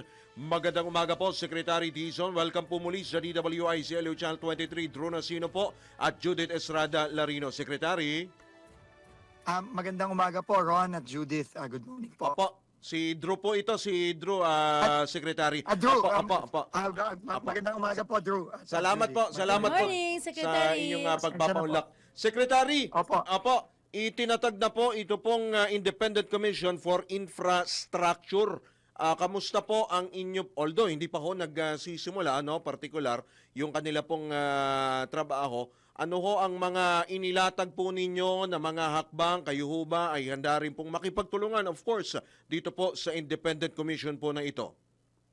Unang-una po, nakakatuwa po ang pagtatag ng ating Pangulo nitong Independent Commission on Infrastructure.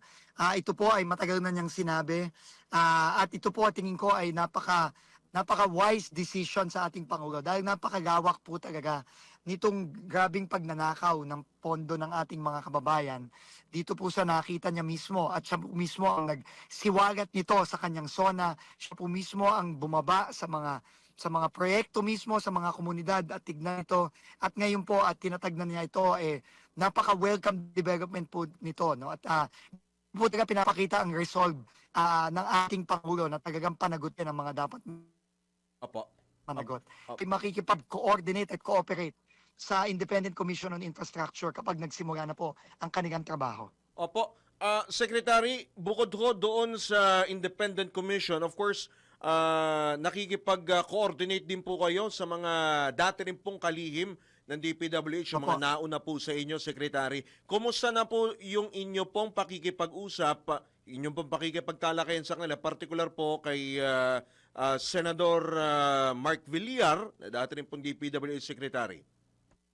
Opo, nakausap ko na po silang tatlo, no? Si Secretary Ping De Jesus, si Secretary Babe Stingson, na nakakatuwa po na kasama na rin dito sa bilang membro ng Independent Commission Yes, on opo. Infrastructure. At nakausap ko na rin po si Secretary Mark Villar, ngayon Senator Mark Villar. Marami po ako nakuhang input sa kanila, no? Importante din po yung mga input nila kung sino ang mga dapat nating pagkatiwalaan.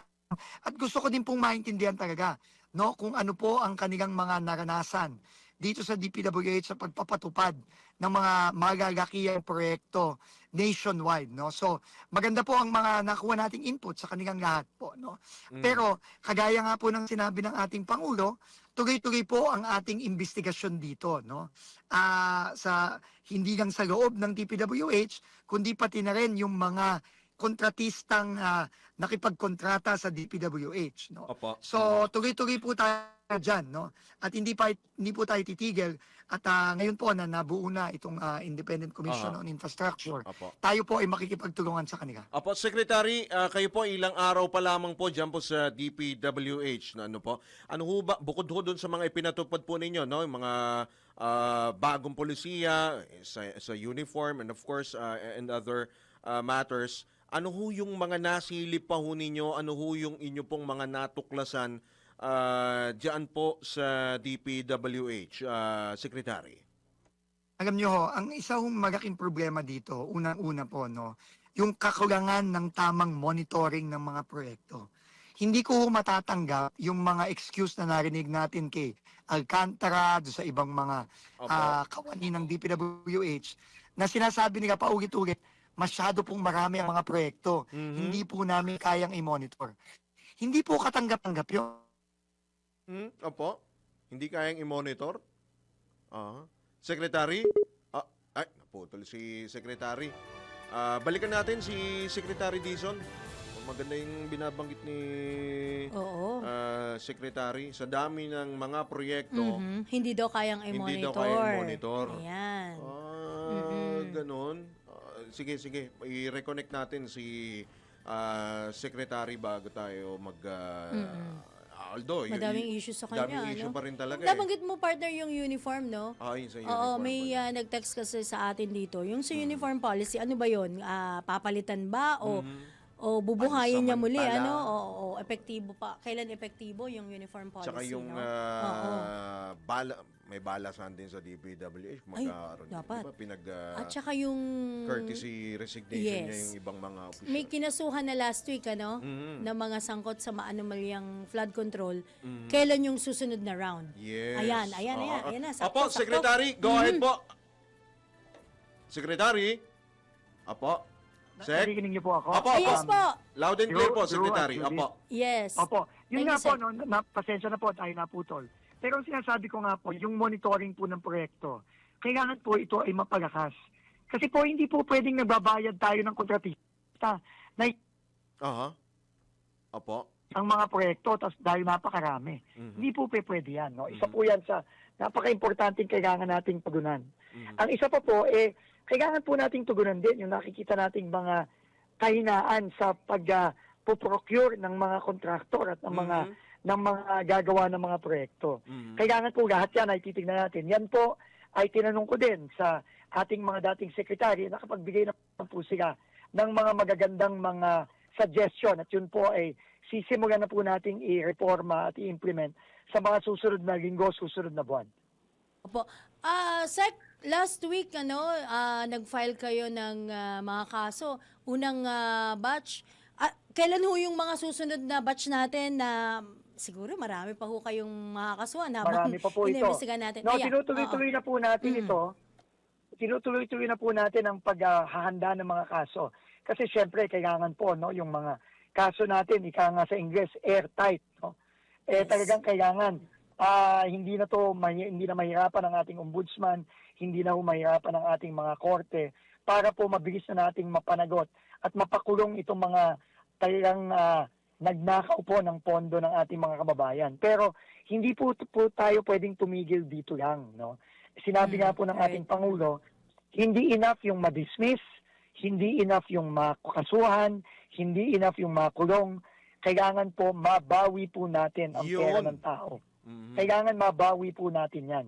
Kaya nga po ngayong araw, mamayang hapon, ako po mismo ay personal na pupunta sa Anti-Money Laundering Council. Kasi kailangan Opo.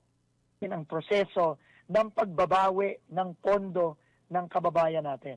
No, hindi po tayo pwedeng babagal-bagal dito. Kailangan po bilisan po natin ito na mabawi natin ang ninakaw na pondo ng mga kababayan natin. Opo. Secretary, yung mga opisyal ho ba lahat ng DPWH na lifestyle check na ho ba yan? Opo, gina-lifestyle check po natin ngayon. Ngayon yan, no, ayon sa utos ng ating Pangulo. At humihingi nga po ako ng tulong sa ating mga kababayan. Pag meron po sila nakikitang mga kilala nilang mga opisyalis ng DPWH sa social media na nagpapakita ng mga magagarang sasakyan, magagarang gamit, magagarang bahay, i-report po natin agad yan. At talagang aksyonan po natin ng mabilis yan. Opo. Secretary, paki-confirm nga po ito. Tama ho ba yung asawa po ni dating Bulacan 1st District Assistant Engineer Bryce Erickson Hernandez ay nasa DPWH din ho ba? Opo, yun po ang in-inform din sa akin base sa sa mga interview sa Senate Blue Ribbon, sa mga tanong sa Senate Blue Ribbon, no. So pati po silang lahat. Hindi po natin papalampasin ito dahil po kahit po yung mga immediate family, no, yung kanilang mga ini-enjoy, hindi po nila pera yan. Opo. Pati po yung mga anak nila, hindi po nila pera yan. Pera po ng taong bayan yan. At yan po kailangang bawiin. Alright. So talagang sabi nga, dawit-dawit na to, Secretary. Damay-damay na. Ganun. Wala ho tayong magagawa dito. No, wala ho tayong magagawa dito. Hindi po nila pera yan. Pera po ng taong bayan yan. Opo. Secretary, how about naman po yung mga contractor? Totally blacklist or... Opo?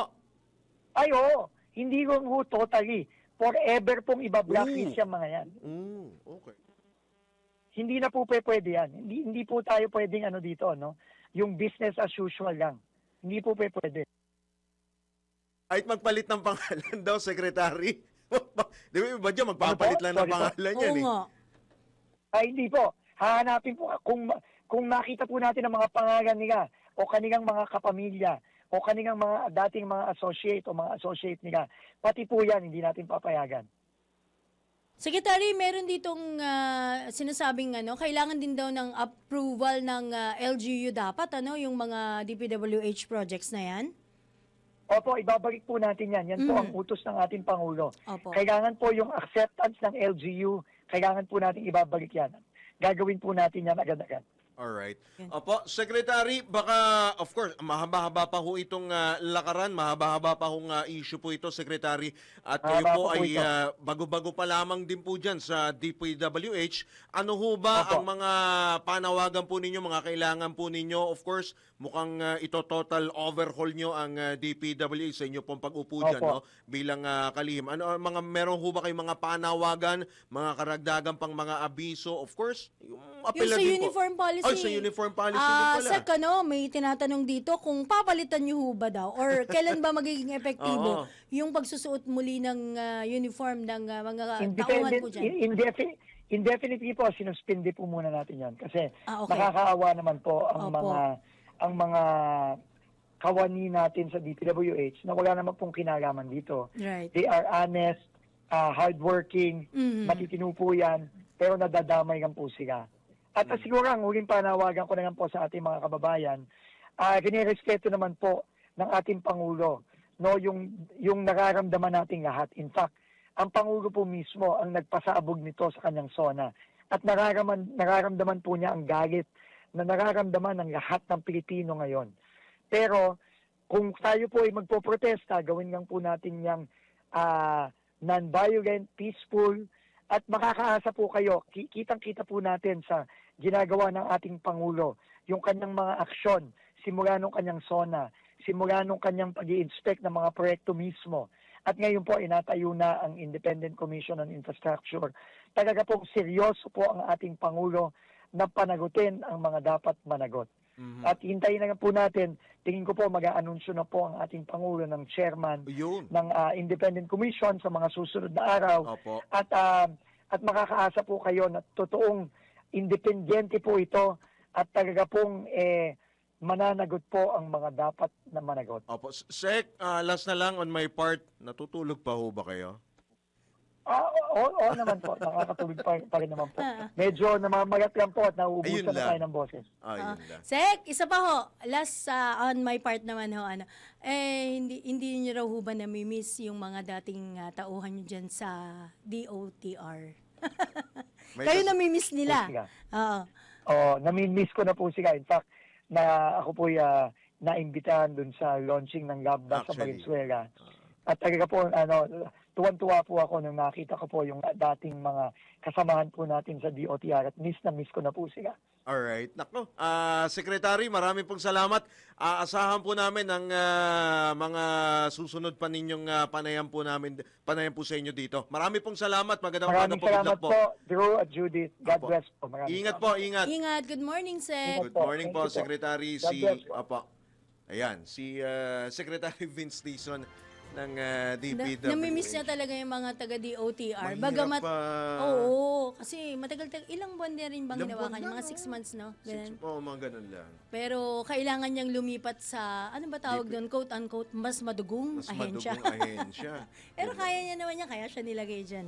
Yun nga lang, namamayat na. Namamayat, no? Pero talaga naman pwede si Sek, di ba? Parang lalong pumayat yata eh. Ganon? Mukhang sabi niya eh. Mag-vitamins. Nag-vitamins naman siguro si Sek. Ay, abangan ho natin. Mukhang may gugulong pa Marami-rami, no? Marami-rami pa. Oo. Kasi DPWH ito, alam naman natin, it's an open secret, lalo na since time immemorial, di ba, yung ahensya po na yan, talagang nababalot po ng hiwaga, nung dekada, matagal na, mas matagal na, di ba? O siya, sige, at yan po muli si Public Works and Highways Secretary Vivencio Vince Dizon. Pasada Balita.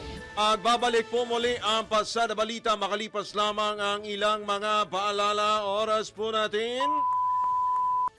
Ito, hindi under sa jowa, Undersecretary. Undersecretary Giljon Reyes, anong oras na natin? Ayun! 29 na sandali makalipas po ang ikapito ng morning. Balik tayo mga kaibigan sa Monday edition ng ating balitaan dito sa Pasada Balita. Habang patuloy ng ating balitaan, nababahala si Iloilo 1st District Representative Janet Green hinggil sa umano'y mga coded o tila may mga senyales sa proyekto sa national budget na maaaring indikasyon ng paulit-ulit na korupsyon at irregularidad sa paggamit ng pondo ng bayan. Igandiin ni Congresswoman Green sa panayam ng DWIZ na isa sa kanyang nakitang pattern sa ilang infrastructure projects ay pagpaparking ng pare-parehas na proyekto taon-taon. Kaugnay nito, ipinunto ng mga mababatas sa maraming ahente o middleman ang sangkot sa pagproseso ng ilang proyekto na nagre-resulta sa substandard na konstruksyon. Ikinagulat din ni Congresswoman Gary na mayroon pa rin katulad na pattern sa pambansang budget sa 2026.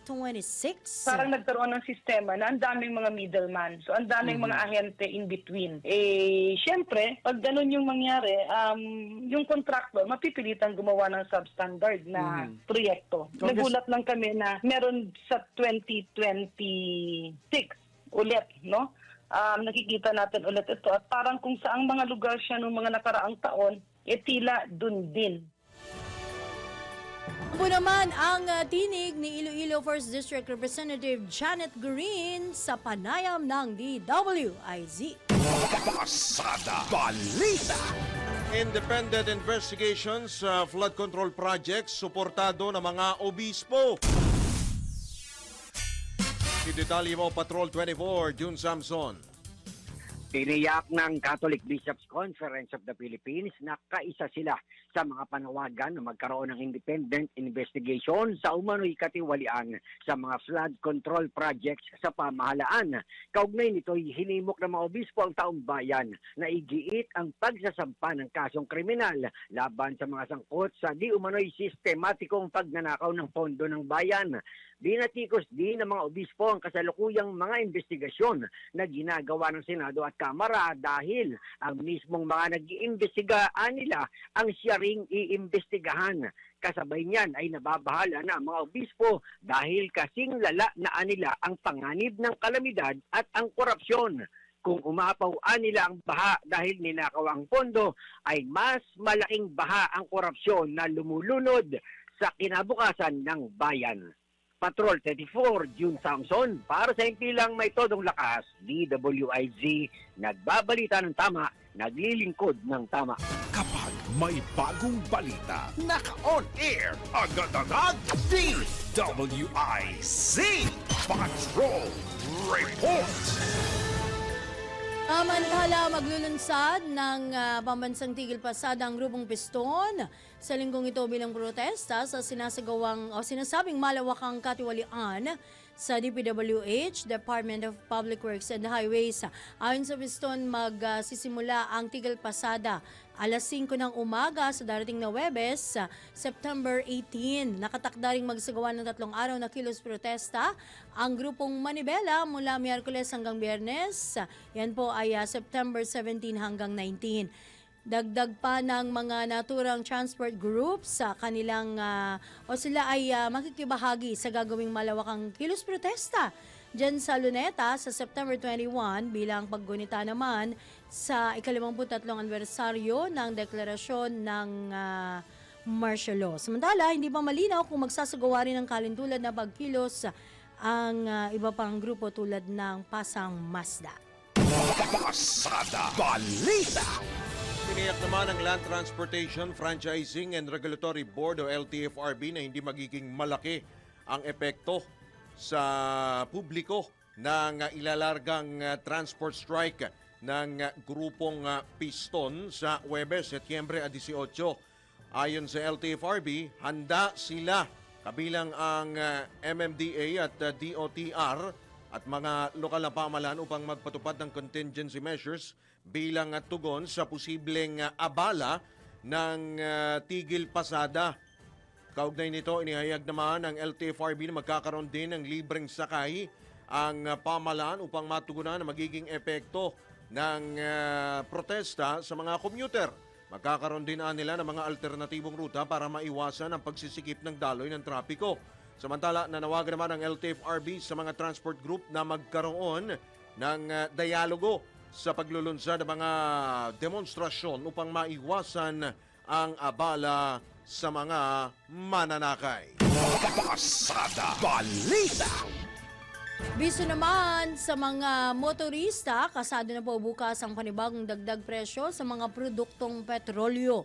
Ayon sa Department of Energy Oil Industry Management Bureau, posibleng magkaroon ng dagdag na hanggang 20 sentimo ang presyo ng kada litro ng gasolina habang humigit kumulang 50 sentimos naman ang inaasang taas sa presyo ng kada litro ng diesel. Samantala, wala namang inaasang maging paggalaw sa presyo ng kada litro ng kerosene o gas. Isa sa tinining ng dahilan ng price adjustments ang tensyong geopolitical kung saan kabilang ang naging pag-atake ng Israel sa Qatar. Karaniwan naman pong inaanunsyo ng mga kumpanya ng langis ang opisyal na price adjustments tuwing Lunes at ipinatutupad naman ito tuwing araw ng Martes.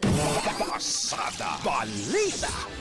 Samantala, nagpaabot ng pagbati kamakailan ito pong weekend ang ilan pong mga personalidad sa ika-68 kaarawan ni Pangulong Ferdinand Marcos Jr. Kabilang po sa mga bumate, walang iba. Ang kanya pong utol, si Senador Amy Marcos.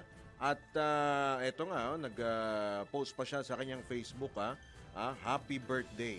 Happy birthday. Pero Friday ba ginawa yan na partner? Merong Saturday. May Saturday na bahagi. Meron ano? Pero mismong birthday niya, Saturday. Saturday. Naragsak pagkasangay. Bongit, sabi ni Senador Amy Marcos. Of course, kabilang din po sa nagpaabot ng pagbati ang kanya rin pong pinsan, si House Speaker Martin Romualdez. At tinuturing nga po ng leader ng Kamara na simbolo ng pagkakaisa si Pangulong Marcos. At sa gitna ng kinakarap ng hamon ng bansa. Bukod dito, sinabi ng leader ng Kamara na isang pamana ang bagong Pilipinas Vision ni Pangulong Marcos na huhubog at magpapatuloy hanggang sa mga susunod na henerasyon. Bilang pakikisa sa pagbati sa ika-68 karawan ng Pangulo, sinabi ng leader ng Kamara na hindi matatawaran ang paggabay sa bansa ng kanyang pinsan. Ito'y sa pamamagitan niya ng malinaw at may malasakit na pamumuno na ramdam ng bawat Pilipino. Pasada Balita. Samantala, nagbabala sa publiko ang PCAB o Philippine Contractors Accreditation Board tungkol o hinggil sa mga grupo at individual na iligal na ginagamit ang pangalan ng ahensya at ng mga opisyal nito. Ayon sa PCAB, sangkot ang mga grupo sa mga hindi otorisadong gawain tulad ng pagsasubmit, pag-renew at pagpapalabas ng mga aplikasyon para sa lisensya ng contractors. Iginiit ng PCAB na lahat ng opisyal na transaksyon, komunikasyon at pagbabayad ay ginagawa lamang sa kanilang official channels. Anito, hindi sila nagbibigay ng otorisasyon o ng go signal sa anumang third party na mangolekta o mag-file ng dokumento o bayad para sa naturang ahensya. Kung nito nagbabala ang PCAB sa kanila o na kanilang kakasuhan sa NBI ang mga mahuhuling nagpapanggap o gumagamit ng kanilang samahan, organisasyon, gayon din ng kanilang mga opisyal. Matatanda ang nasangkot ang PCAB sa kontrobersya kaugnay sa mga sinasabing maanomalyang flood control projects. Pasada Balita. Iginagulat naman ni Senador Erwin Tulfo ang pagkakadawit sa kanyang mga kasamang sina Senators Jinggoy Estrada at Jovel Villanueva sa kaso ng maanomalya umanong flood control projects. Aminado si Senador Tulfo na umaasa siyang mapapabilang ito sa masusing iimbestigahan ng itinatag na Independent Commission for Infrastructure lalo't hindi na sila maaring makialam sa kaso ng mga kapwa-senador. Tiwala rin si Tulfo sa magiging desisyon ni bagong Senate Blue Ribbon Committee Chairman Panfilo Ping Lacson kung papayagan ng mga nabanggit na senador, itong sina Villanueva at Estrada, na lumahok sa kanilang mga susunod na pagdinig. Nagulat din ho tayo na ganun nga po. At kaya tulad po ng sinabi ho natin, nasa na po yan, Independent Commission na po, Infrastructure Commission na po yan. At sana po sila na lang talaga mag-imbestiga pagdating sa mga prosecution na yan. Kasi kung papakialaman ho natin ako, tataas po ang kilay ng mga kababayan namin. So sabihin natin selective o hindi kaya magkakaroon ng whitewash. So mahirap po. Sa kabila nito, nilinaw ni Tulfo na magtutuloy-tuloy pa rin ang kanilang congressional inquiry para matuldukan na ang sinasabing korupsyon sa gobyerno, pero ipapasa na o isusumite na sa bagong Independent Commission ang mga makakala po nila sa hiwalay po na investigasyon sa Senado, partikular po sa issue ng flood control. Hindi po, tuloy pa rin, pero hindi na po siguro on the aspect of looking for pieces of evidence for prosecution. Yung sa amin na lang po siguro talagang purely for legislation, yun po yung gagawin ho namin. Kasi yun din naman ho, kaya ho kami naghihiring kasi di rin naman po trabaho ng Senado po na for prosecution. Kami po kadalasan po yung mga inquiry na gano'n in aid of legislation at hindi po for prosecution because meron pong sangay na may hawak po niyan tulad po ng Ombudsman at saka Department of Justice. So, yan po ang tinig ni Senador Erwin Tulfo sa panayam ng DWIZ. Pasada Balita. Mandala, pinalawig pa ng Department of Transportation ang kontrata ng Japanese firm na Sumitomo Corporation para sa rehabilitasyon at maintenance ng MRT-3 o Metro Rail Transit Line 3. Ayon sa DOTR, layo ng 2-year extension na tiyakin ang efficiency at sustainable operations ng mga rail system. Kabilang narito ang system upgrade at repairs, pati na ang operational reliability ng MRT-3. Nilagdaan ang kasunduan ni na Transportation Acting Secretary Giovanni Lopez at ng Corporate Head at General Manager ng Sumitomo Corporation na si Takeshi Noguchi, alinsunod na rin sa direktiba ng Pangulong Ferdinand Marcos Jr. Pasada Balita. Magbabalik po muli ang Pasada Balita makalipas lamang po ang ilang mga paalala oras.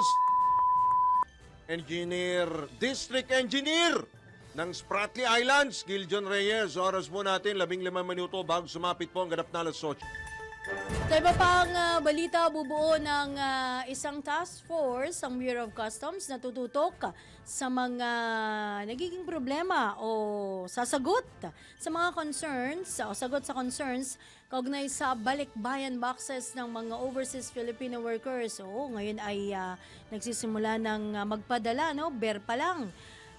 September 1, ayan, ang ating mga kababayan mula sa ibayang dagat. Sa isang memorandum, sinabi ni Customs Commissioner Ariel Nepomuceno na kabilang sa babantayan ang mga issue ng delay at hindi malinaw na regulasyon sa mga padala na nagre-resulta ng pagkadismaya at problema sa pera para sa mga balikbayan. Kasalukuyan naman po inatasan na ni si Deputy Commissioner Agaton Teodoro Uvero upang lumikha ng task force at BOC Assessment and Operations sa Coordinating Group na bubuo ng isang komite na magbabantay sa iba pang problema ng mga OFW.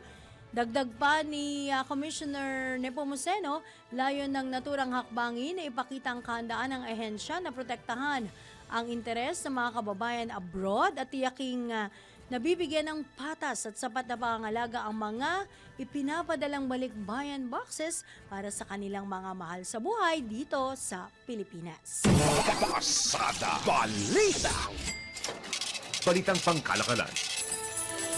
Bumaba ang subsidies o tulong pinansyal na ibinibigay ng pamahalaan sa mga government-owned and controlled corporations o GOCC sa unang 7 buwan ng taon. Mula Enero hanggang Hulyo, mahigit 62 billion pesos ang naibigay na subsidy kumpara sa mas mababa ng 20.13% kumpara sa 77.9 billion pesos noong nakarang taon. Ayon sa Philippine Institute for Development Studies, PIDS, senyalis ito na nagiging mas self-sustaining na ang ilang GOCCs. Makatutulong din nila ito para mailipat ng gobyerno ang pondo sa iba pang mas mahalagang programa tulad ng serbisyong panlipunan at infrastruktura. Sa Hulyo o nitong Hulyo, ang Philippine Reclamation Authority o PRA ang nakakuha ng pinakamalaking subsidiya na 4.4 billion pesos habang ang National Irrigation Administration o NIA ang nakakuha ng pinakamalaking tulong sa loob ng 7 buwan na aabot sa 21.1 billion pesos. Kaugnay nito, inaasa namang tataas pa ang budget para sa subsidiya sa susunod na taon. Pasada Balita. Mga balitang dapat alam mo kahit sa labas ng bansa. DWIZ Balita sa ibang bansa. Nangako ang bagong interim Prime Minister ng Nepal na si Sushila Karke na wawakasan ang korupsyon bilang pagtugon sa mga kahilingan ng mga relihista. Nanumpa itong si Karke bilang leader matapos mapatalsik si KP Sharma Oli dahil sa mga malawakang protesta na pinangunahan ng mga kabataan o tinatawag na Gen Z.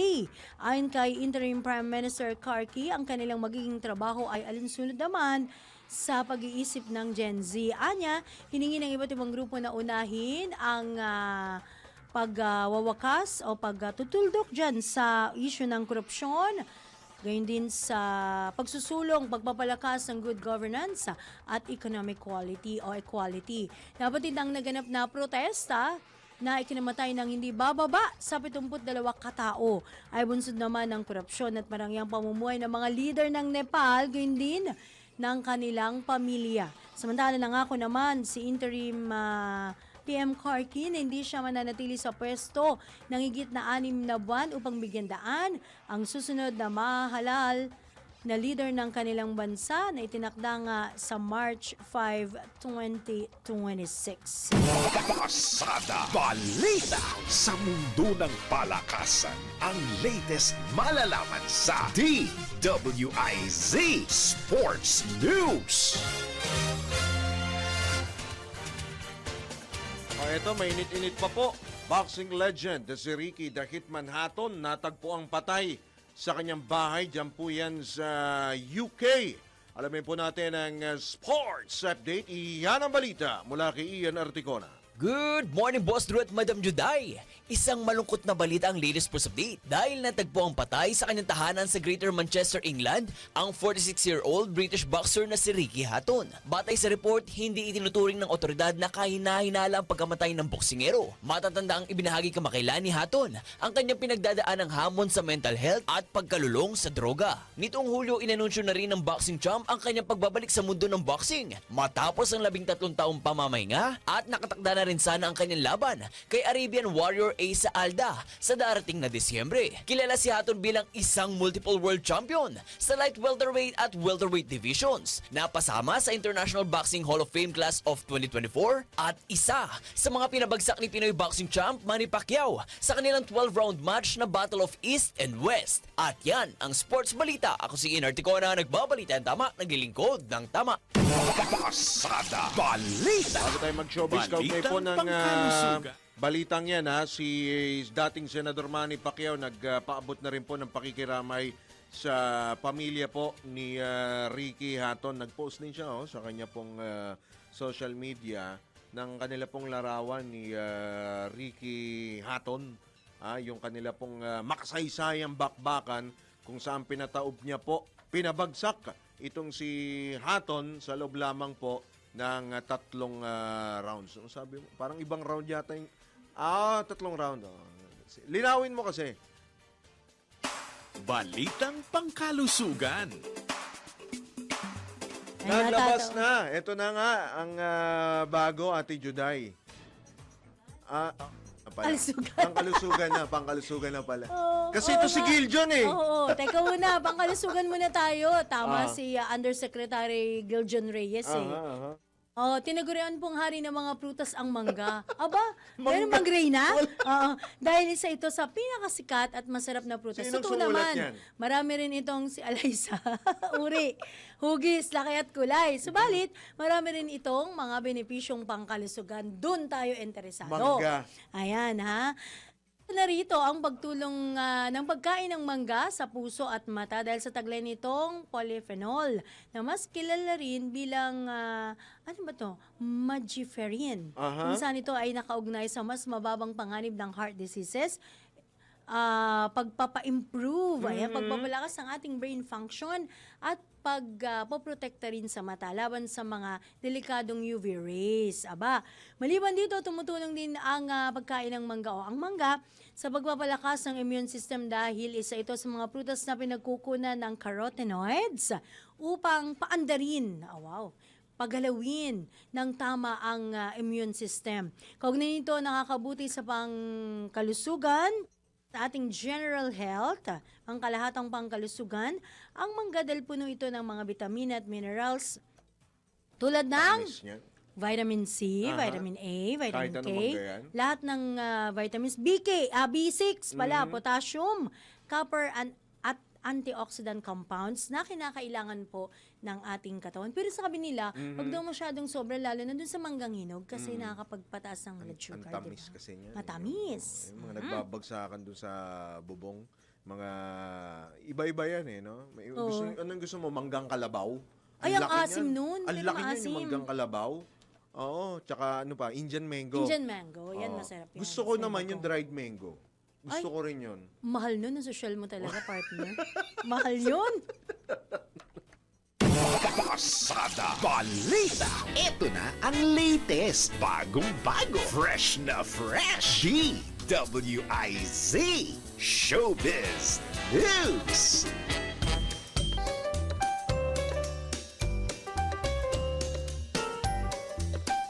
Ito po, Sa mundo po ng showbiz, warrant of arrest inihain kay Journey lead vocalist Arnel Pineda. At naglabas nga po ng arrest warrant ang QC, Quezon City Regional Trial Court, laban kay Journey frontman Arnel Pineda.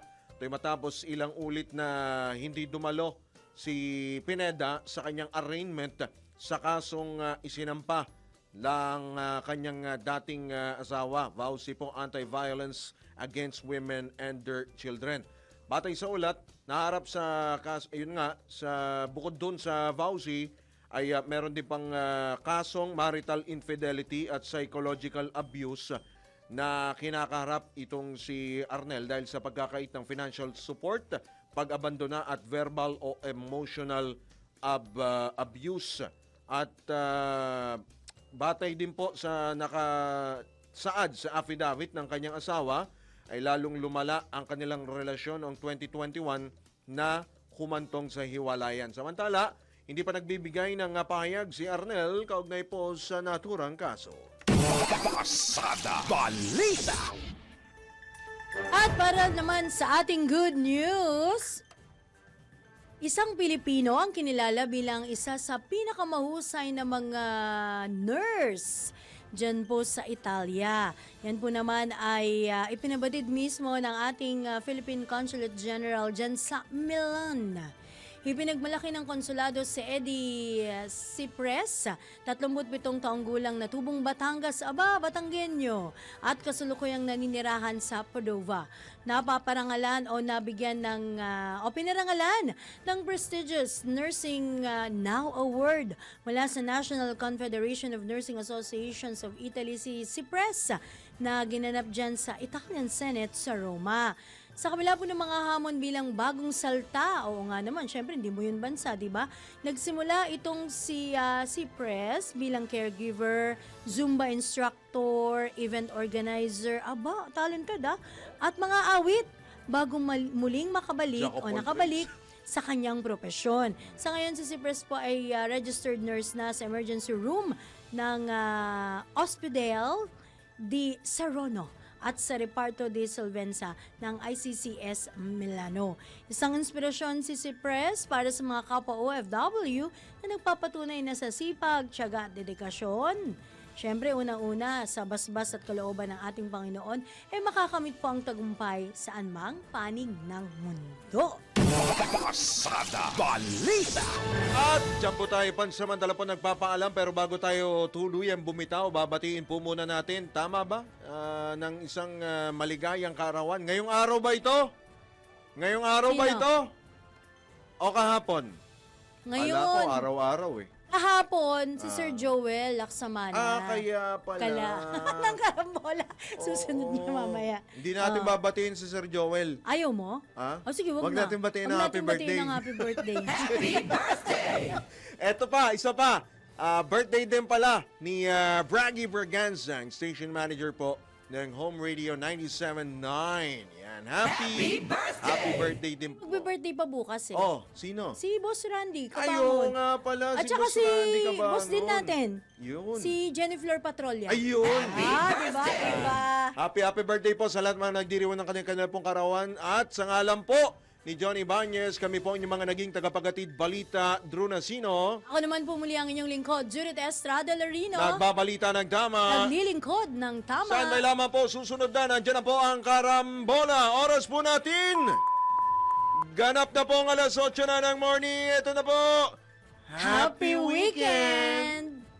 Ang mga balita, dudublihin ang pasada. Ang mga kontrobersyal, mga viral, mga trending na mga tao. Dalawang mas matinding papasadahan. Mga pangyayaring nakikita sa kalsada. Live na papasadahan. Tampalang John Ibanez at Drew Nasino. Doble ang lakas, doble ang tindi. DWIZ Pasada Balita sa DWIZ News, DWIZ News TV at Aliw Channel 23 at sa digital channels ng DWIZ. Huwag magpapaiwan para huwag maunahan. Pasada Balita Monday to Friday, 6 a.m. Nagpapalaganap ng tamang balita at tamang paglilingkod sa Metro and Mega Manila at buong bansa. Ito